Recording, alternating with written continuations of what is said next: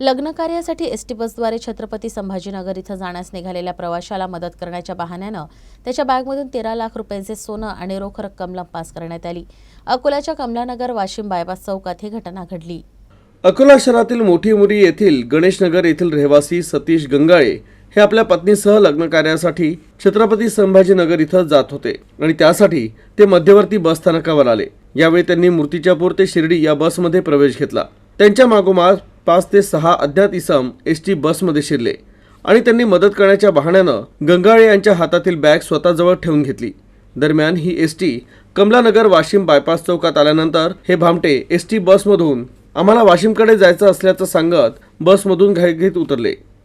तेव्हा फिर्यादी गंगाळे यांना संशय आला।